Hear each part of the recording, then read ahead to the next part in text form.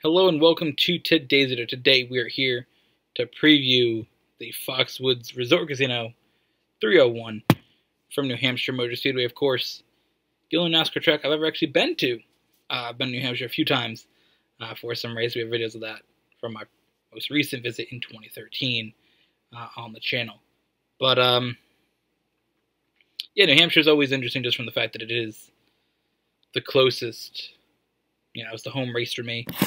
Home sponsor, that's a place that I've been to many times with a Fox Resort Casino. So, interesting for sure.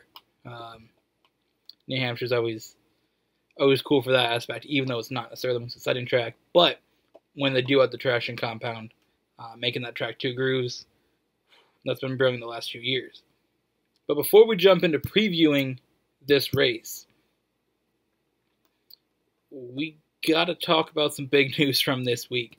Of course, that is Brad Keselowski officially leaving Penske. Of course, there's been a rumor going on for months now, him going to Roush with part ownership of the team.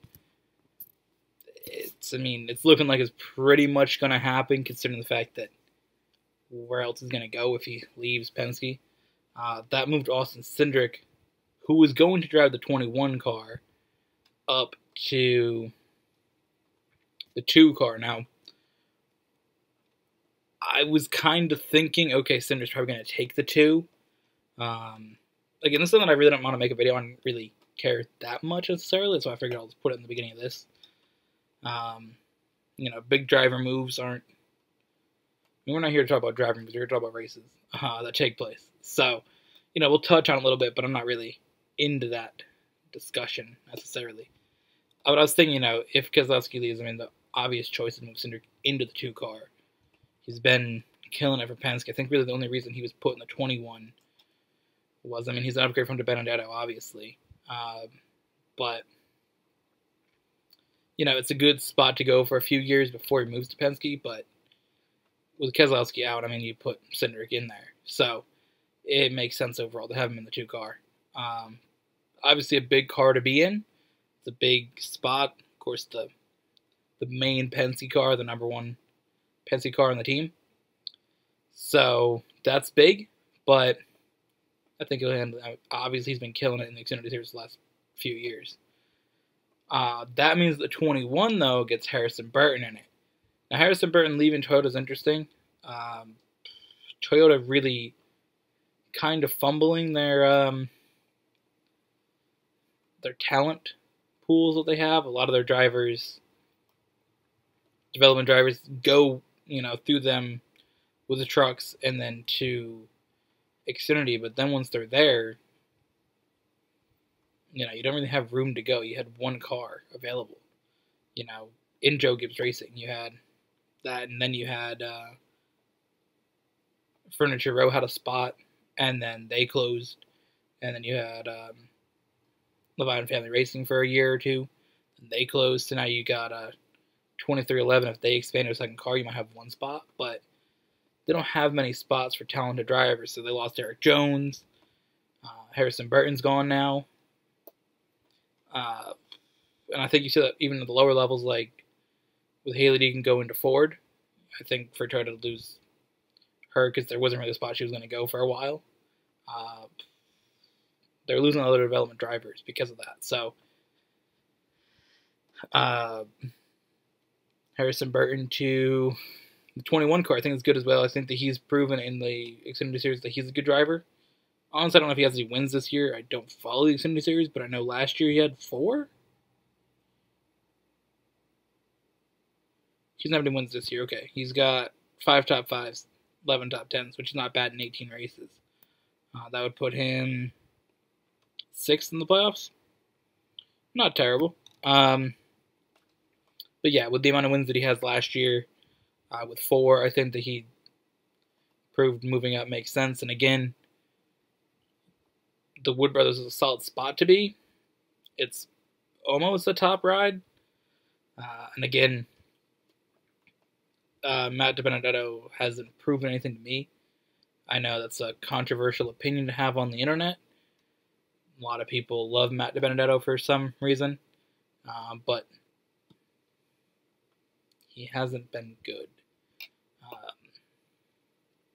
He almost got one win in 2019, and that was pretty much it.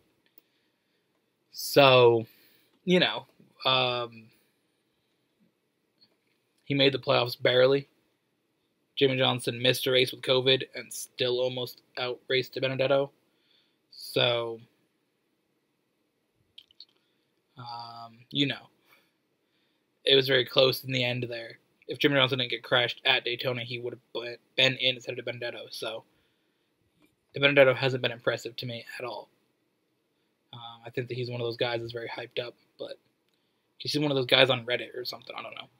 But either way, DiBenedetto out. Harrison Burton in. That's going to be good to see what Harrison Burton in Austin Cindric can do next year. And, of course, most likely Brad Keselowski will be going to Roush. It's just not officially confirmed yet. So, let's get into our race preview for New Hampshire.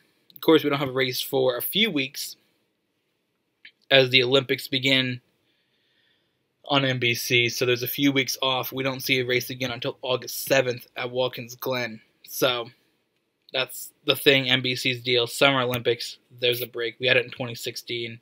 It was on the schedule in 2020 initially before every event in the world got yeeted. So now, Olympics will be happening this year, which Olympics should be... Oh, I said August 7th. It was August 8th. I was on the Xfinity Series page. Apologize for that. Olympics are going to be interesting without fans. Going to probably be boring. Let's see.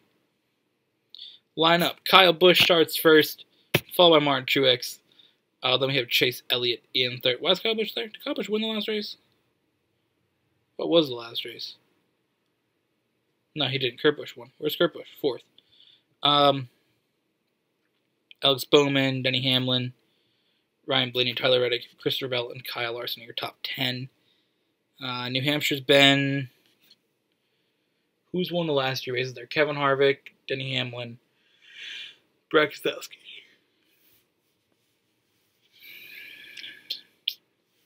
I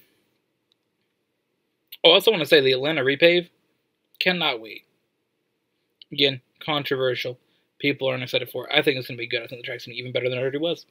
Just want to put that out there. So, when that race is good in March, we can come back to this video. And we'll have that there that I said. Atlanta will be good. Just out of my mind because I'm thinking of people triggered on the internet over NASCAR.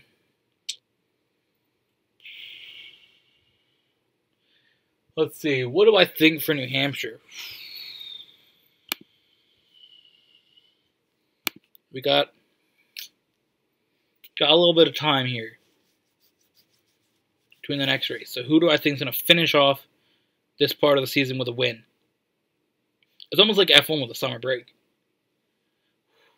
Who do I think it's going to be? Denny Hamlin. I'm going with Denny Hamlin again. I've predicted him for both Pocono races.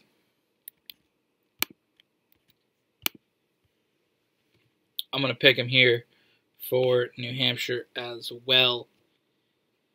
Then we only have a few races for the playoffs. Watkins Glen, Indianapolis, Michigan, and Daytona.